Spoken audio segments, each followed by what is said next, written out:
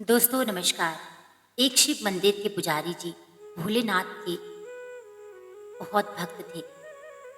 एक दिन भोलेनाथ ने सपने में दर्शन दिए और कहा कि कल सुबह नगर के सभी भक्तों, विद्वानों, दान पुण्य करने वालों और साधु महात्माओं को मंदिर में जमा करो।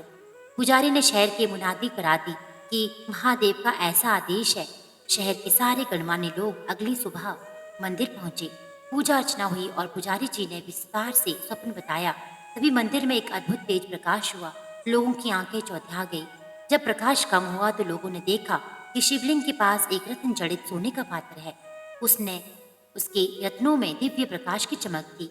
उस पर लिखा था कि सबसे बड़े दयालु और पुण्य आत्मा के लिए उपहार है। पुजारी जी ने ये पात्र सबको दिखाया। वे बोले, प्रत्येक सोमवार को यहाँ विद्वानों की सभा होगी। जो स्वयं को सबसे बड़ा धर्मात्मा सिद्ध कर देगा, ये स्वर्ण पात्र उसका होगा। देश भर में चारों ओर ये समाचार फैल गया। दूर दूर से तपस्वी, त्यागी, व्रती, दान पुण्य करने वाले लोग काशी आने लगे। एक तपस्वी ने कई महीने लगातार चंद्रायण व्रत किया। वह उस स्वर्ण पात्र को लेने आए। जब स्वर्ण पात्र उन्हें दिया गया, उनके हाथ में जाते ही वे मिट्टी का हो गया। उनकी ज्योति नष्ट हो गई। लज्जित होकर उन्होंने स्वर्ण पात्र लौटा दिया। पुजारी के हाथ में जाते ही वह फिर से सोने का हो गया और रत्न चमकने लगी।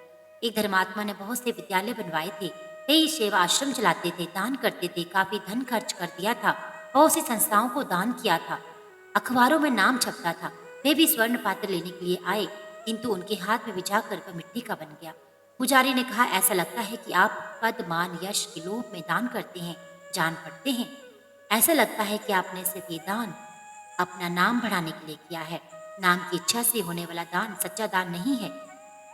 इसी प्रकार बहुत से लोग आए।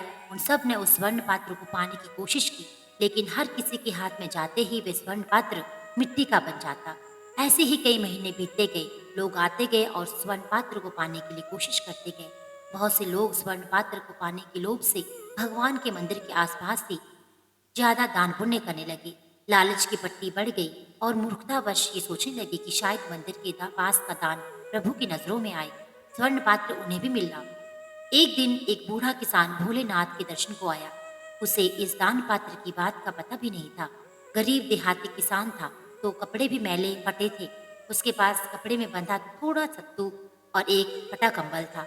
लोग मंदिर के पास गरीबों को कपड़े और पूरी मिठाई बांट रहे थे, किंतु एक बूढ़ी मंदिर से दूर खड़ा कराह रहा था। उसे उठा नहीं जाता था। सारे शरीर में घाव थे। कोढ़ी भूखा था, लेकिन उसकी और कोई नहीं दिखता था। किसान को कोढ़ी पर दया आ गई। उसने अपना सत्तू उसे खाने को दे दिया और कंबल भी उसे ओढ़ा दिया। फिर वे मंदिर में दर्शन करने आया। मंदिर के पुजारी ने अब नियम बना दिया था कि सोमवार को जितने यात्री दर्शन करने आते थे, सबके हाथ में एक एक बार स्वर्ण पात्र जरूर रखते थे। किसान जब दर्शन करके निकला तो उसके हाथ में भी स्वर्ण पात्र रख दिया गया।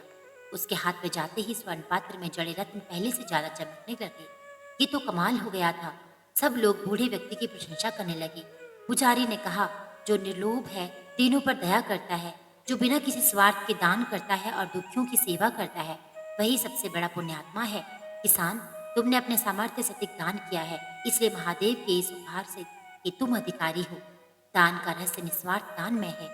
कभी ये न सोचे कि मुझे इस दान से क्या लाभ होगा।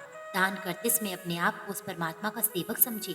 हम अक्सर सोचते हैं कि यदि हम भी बहुत ज्यादा संपत्ति वाले होते तो इतना दान करते, अमुक पुण्य करते। दानशीलता के भाव का संपत्ति से कोई सरोकार नहीं है। यदि आपके मन में दान का भाव है तो सूखी रोटी में से एक टुकड़ा जरूरतमंद को भी दे, तो भी वो दान के तुल्य होगा। आपने अरबपतियों को गरीब दुखियारों का हक डकारते हुए भी देखा होगा। यही संचित कर्म तय करते हैं कि अगले जन्म में आपकी क्या गति होगी। पुण्य संचित करिए और दान बिना किसी स्वार्थ के कीजिए। उम्मीद करती हूँ आपको ये कहानी अच्छी लगी होगी। आपका दिन शुभ हो। हर हर महादेव।